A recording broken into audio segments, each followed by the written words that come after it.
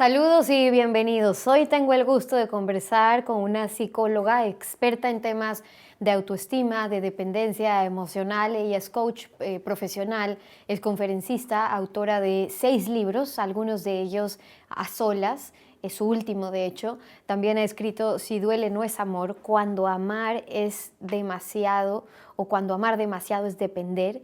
Autoestima automática, del cual vamos a hablar ahora, y la llave de las emociones, entre otros. Quiero que conozcan algo de eso con Silvia Congos, que nos acompaña hoy. Bienvenida y gracias por estar con nosotros, Silvia. Hola, ¿qué tal? Un placer.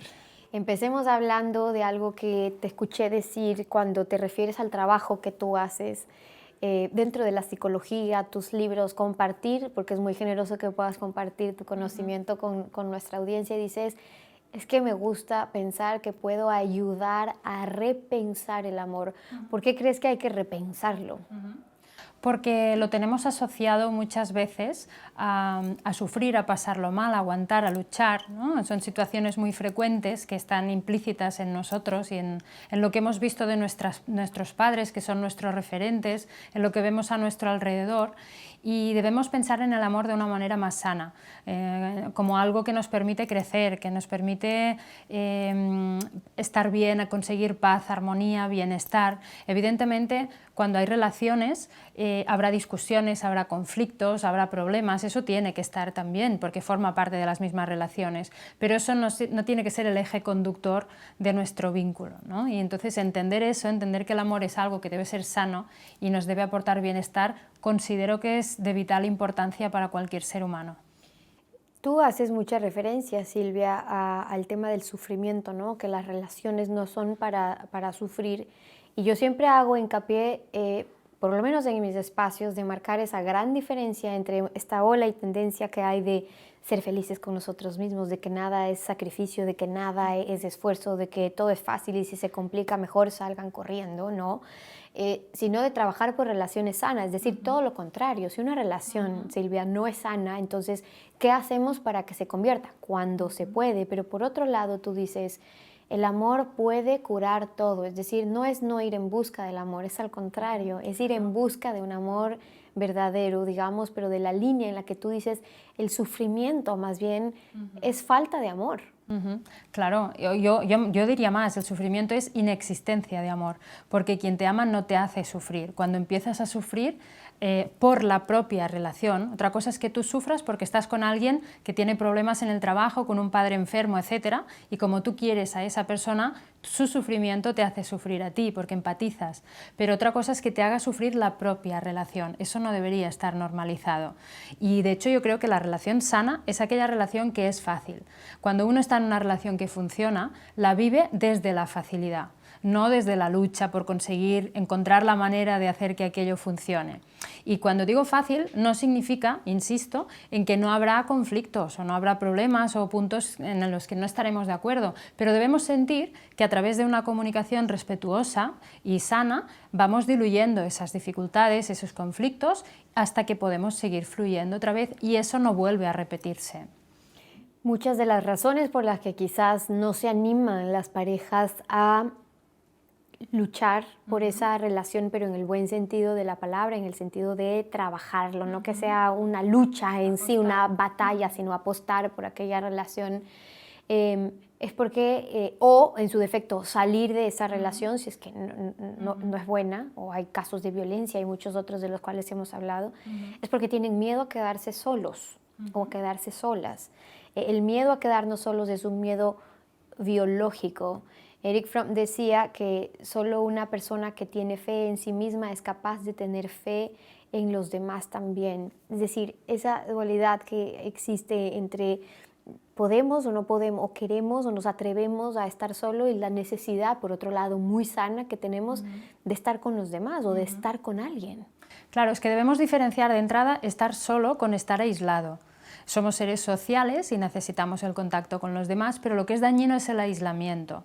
Y el miedo a la soledad nos aparece cuando lo conectamos con estar desconectados o estar aislados del resto de seres humanos. Es un miedo que en parte es biológico, ya de cuando vivíamos en las cavernas, cuando ser expulsados de la tribu podía significar peligro de muerte, porque podía ser devorado por un depredador o por otras tribus. Entonces el cerebro, hay una parte reptiliana que se conserva de cuando vivíamos entonces, y ese miedo se activa de manera automática cuando alguien nos rechaza o cuando alguien nos abandona. Por eso decimos y tenemos comprobado que cuando nos rechazan, el rechazo crea obsesión. Cuando alguien no te quiere, te obsesionas más en esa persona. Cuando alguien te aparta, le vas más detrás a esa persona, aunque perdamos la dignidad. En cambio, la aceptación, aceptar que aquello ha acabado, es lo que nos libera, ¿no? Y deberíamos aprender a enfrentarnos a ese quedarnos a solas con nosotros mismos y fortalecer otros vínculos, otras relaciones que también serán importantes. Hay comportamientos que hablan de lo que ocurre en el cerebro, en el corazón, en las emociones de esas personas cuando están expuestas al rechazo, ¿no? Cuando aún en el rechazo prefieren mantenerse en determinada relación o situación. Hablemos no solo de pareja, sino también laboral o en el campo de las amistades. O la calidad de amigos que escogemos tener, por lo que genera ese rechazo. Pero tú dices, puede finalmente entrar en una cadena de obsesión, es decir, mientras más me rechaza, más me aferro a que cambie esa impresión que tiene sobre mí. ¿Qué recomendaciones tú le darías a alguien que se ve envuelto en eso en cualquier campo de su vida? Bueno, yo siempre les digo, cuando están en una situación en la que no están bien o que les están rechazando o que no están a gusto, siempre les digo, si te dijeran que dentro de 10 años esa relación seguirá siendo exactamente igual de lo que es hoy, ¿seguirías eligiendo a esa persona o te seguirías quedando en esa situación? Porque normalmente cuando uno está aguantando o permaneciendo en un espacio que no es sano para él o para ella, siente claro que no, que si le dicen o le aseguraran que eso no va a cambiar, se iría, se largaría. Lo que pasa es que lo que nos mantiene ahí es ese punto de autoengaño en el que nos metemos, ¿no? Que nos autoengañamos, estamos convencidos de que eso va a cambiar algún día, nos aferramos a la idea de que esa relación o esa situación se va a convertir en lo que yo quiero que sea, en esa fantasía que hemos montado en nuestra cabeza, y nos vamos alimentando de esa idea. Cuando en realidad, si miramos atrás y somos realistas, nos damos cuenta de que nunca ha sido así, de que nunca ha funcionado tal y como nosotros estamos esperando que algún día funcione. Entonces yo creo que es mejor ser realistas, tocar con los pies en el suelo y decir, a ver, si esto hasta hoy ha sido siempre de una forma determinada, lo más probable, por cuestión estadística básica, es que siga siendo exactamente igual.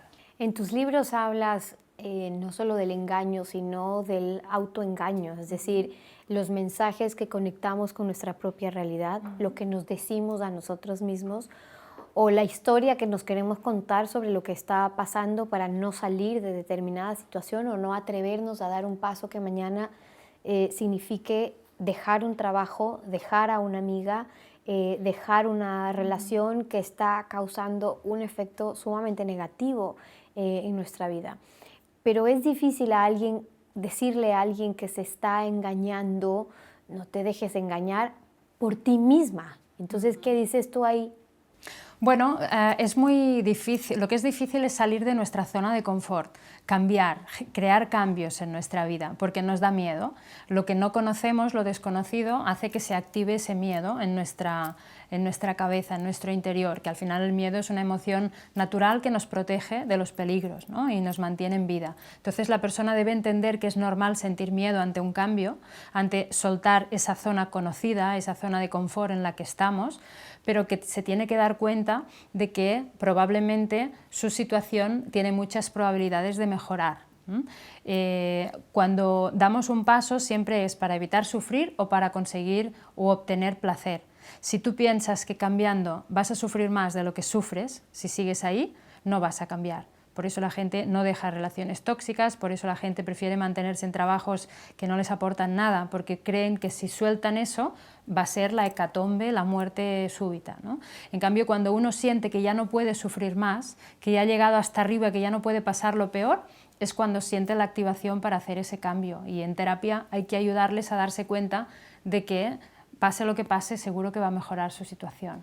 Ahora, los miedos no necesariamente van a desaparecer, Silvia, y tú bien lo mencionas así, ¿no? Y es que a pesar de tener una buena autoestima, no necesariamente va a haber una ausencia total de los miedos. Los miedos son naturales, los necesitamos para poder salir de determinadas circunstancias. Nelson Mandela decía, el coraje, no la ausencia de miedo, sino el triunfo sobre él. El coraje no es esa ausencia de miedo. Y cuando aprendemos a vivir con él, nos atrevemos mucho más, porque ya no hay nada que perder. En esas situaciones en las que para alguien le cuesta distinguir cuándo hay que salir, cuándo hay que decir hasta aquí, esos límites de los que tú hablas, ¿no? De uno mismo poner esos límites, quizás lo más difícil es saber hasta cuándo aguantar, ¿no? Porque hasta aquí, porque ya va a terminar. Y tú dices, siempre pensamos que va a ser momentáneo, pero no sabemos cuándo es el momento para decir hasta aquí. Bueno, yo esto lo trabajo mucho con una herramienta que para mí es de las más poderosas que existen, que es la herramienta del niño interior. Hacer conectar a la persona con el niño que un día fue, porque eso le activa la compasión y el amor, ¿no? Más puro. Si no hemos hecho este trabajo, lo podemos pensar pues, equiparándolo a un hijo, por ejemplo. Si tú vieras que a tu hijo le están haciendo eso que te están haciendo a ti, ¿lo permitirías? Porque normalmente cuando pensamos en otra persona, o que puede ser un amigo también, pero cuando pensamos en otra persona enseguida vemos clarísimo dónde deberíamos poner los límites. Y si pudiéramos evitar muchas situaciones, muchas circunstancias, lo haríamos. En cambio, con nosotros no lo vemos precisamente por lo que hablábamos, porque lo hemos normalizado. Y tratar de bajar del escenario y mirar nuestra situación desde platea, con un poco de perspectiva, nos ayuda a ver desde fuera aquello que está sucediendo y desde ahí tenemos mucho más claro dónde deben ir los límites y entonces los tenemos que poner. Y si no somos capaces, debemos pedir ayuda. Cuando Silvia nos hace ese ejemplo del paralelismo, digamos, la relación que se puede dar incluso con nuestros hijos y pensar, si eso que a ti te están haciendo tú lo permitirías con tu hijo o no, significa que ahí está tu límite, tu pausa. Pero yo diría un poco más allá, porque a veces los más duros con nosotros somos nosotros mismos, ¿no? Si hablamos de aquellas personas que son excesivamente exigentes con ellas mismas, duras con ellas mismas, que el diálogo interno es muy duro en ese perfeccionismo que buscan también, ¿no? Y entonces, si hacemos el mismo ejercicio de esto que yo me hago a mí mismo, me gustaría que a mi hijo le hagan, quizás nos está dando una pauta o una marca de qué estamos haciendo nosotros con esa paz interior y con esa fortaleza que debería estar saliendo y más bien le estamos hundiendo. Claro, es muy importante poner el foco ahí, aunque con el tema de la exigencia, como la autoexigencia, como en muchos otros, tal vez nos deberíamos preguntar a quién estamos tratando de iluminar, ¿no? O quién queremos que nos admire, ¿nuestro padre, nuestra madre? ¿De quién estamos buscando ese reconocimiento con ese nivel tan alto de autoexigencia? Porque normalmente viene de ahí, ¿no? También de un padre o una madre para el que nunca hacíamos suficiente y seguimos tratando de contentarlos, o un padre o una madre que nunca estaban ahí, entonces es como nuestra forma de llamar la atención y entender por qué o de dónde vienen esa manera de funcionar que al final puede que nos esté dañando también a nosotros mismos, porque hay que saber poner límites también a nivel de exigencia, nos puede ayudar a relajar esa parte también. En otro de los libros que habla Silvia A Solas, quería entrar a conversar sobre eso y la primera pregunta que se me cruzó fue primero, ¿por qué a solas? Bueno, yo creo que aprender a estar solos, que no significa aislados, sino con nosotros mismos, es una asignatura que la mayoría de personas tienen pendiente. Cuando ayudas a alguien a que se dé cuenta de que su relación es tóxica y que debe cortarla, la primera pregunta que te hacen es ¿y cómo me enfrento al miedo a la soledad? Porque es un miedo que tenemos todos y llega un momento en el que te quedas contigo y no sabes qué hacer, no te conoces. Lo que buscamos son distracciones. Cojo el móvil, me meto en internet, pongo el televisor, buscamos siempre algo que nos distraiga y eso es salir de nosotros. En cambio, yo considero que es muy importante que nos atrevamos a quedarnos a solas con nosotros para quedarnos en silencio, para escuchar lo que la vida tenga que mostrarnos, ¿no? Porque solamente cuando permitimos esos espacios es cuando podemos crecer. Hay una soledad que de cierta manera nos ayuda, una soledad cultivada. Hablaba Enrique Rojas sobre eso, porque la trabajamos, porque la aprovechamos, porque sabemos cómo vivir de ella, pero hay otra soledad que en cambio nos afecta muchísimo y la gente muy sola por lo general no es muy feliz. Y sin embargo el mundo en el que estamos viviendo hace que por el trabajo, por las obligaciones, por la vida, por la realidad política, geopolítica, de la gente que quiere tener cada vez familias más pequeñas y cada vez se sienten... La consecuencia es la soledad, pero tú haces una buena diferenciación entre de qué tipo de soledad estamos hablando. Claro, de hecho, yo creo que la única soledad que es tóxica es cuando estás aislado de los otros seres humanos, cuando no creas vínculos, cuando no conectas con otros seres humanos. Entonces ahí, por ejemplo, hoy en día hay una realidad que es muy triste, que es la gente mayor, que aparte puede que sean dependientes también, es decir, si tienes una dependencia física, dependes de que los demás te vengan a ver a ti, te vengan a visitar, te vengan a tocar, te vengan a acariciar, te vengan a contar cosas, y ellos lo necesitan muchísimo. Si no van, están solos literalmente, y eso está comprobado que les lleva a muchas más enfermedades degenerativas o cardiovasculares que aquellos ancianos que están rodeados de familia o de personas, ¿no? Que les quieren o que les prestan atención. Esa es la soledad que es dañina. Los otros tipos de soledades, que es, como yo la entiendo, estar contigo. Cuando tú aprendes a estar contigo te das cuenta de que nunca estás solo en realidad, que de alguna forma todos estamos conectados, pero tienes que tener claro que tienes que salir de esos espacios de vez en cuando de manera equilibrada y conectar con otros seres humanos. Dos cosas déjame decir sobre eso. Primero, vayan a abrazar a esos adultos, esos abuelos mayores y todavía tienen la bendición de tenerlos, porque psicológicamente es probado el beneficio que trae un abrazo, una conversación, el que puedan expresar sus emociones, una caricia, ese contacto. Y lo otro que te iba a decir es que muchas personas quieren aprender a disfrutar de su soledad, pero tienes seguramente en tu consulta gente que dice que yo no puedo estar sola o no puedo estar solo, no solamente en un tema de relaciones, sino en su día a día, porque encontrarse con la soledad o encontrarse con uno mismo no resulta tarea fácil.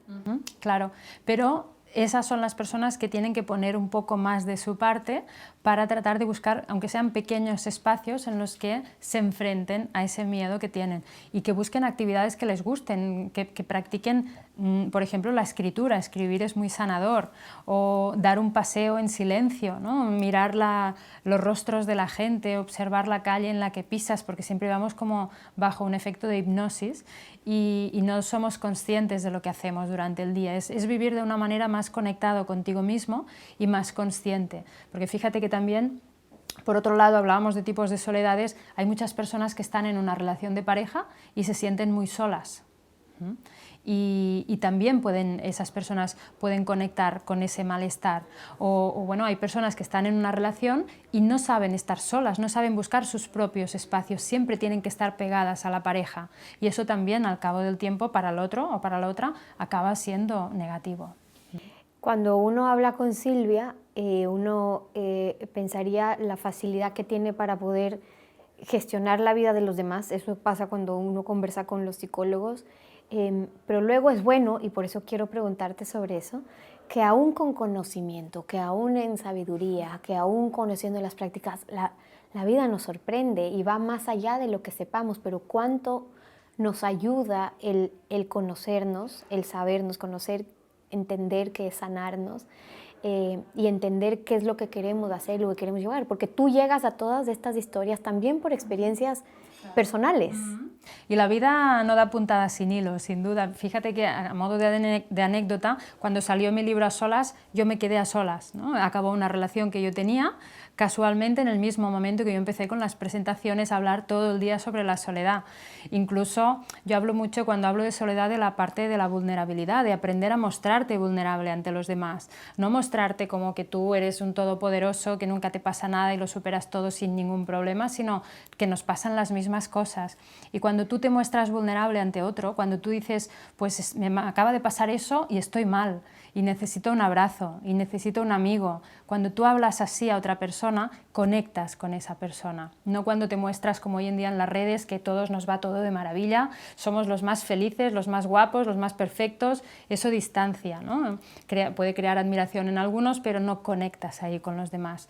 Entonces yo decidí también a través de mis redes compartir mi experiencia y la verdad es que la reacción de miles de personas ha sido increíble, ¿no? Porque he visto que así tenía la capacidad de acercarme muchísimo más a todas las personas que me siguen, al contrario de lo que piensan muchos profesionales de que un profesional no tiene por qué mostrarse vulnerable. Yo creo que sí, que es muy positivo porque enseñas y eres un mejor ejemplo también. Y porque todos lo somos. Silvia, gracias por compartir tu historia y por compartir tus experiencias también con nosotros hoy. Gracias, un placer. Silvia Congos con ustedes y como siempre les dejo ahí para que lo puedan reflexionar. Conmigo la cita en una próxima oportunidad. Que la pase bien.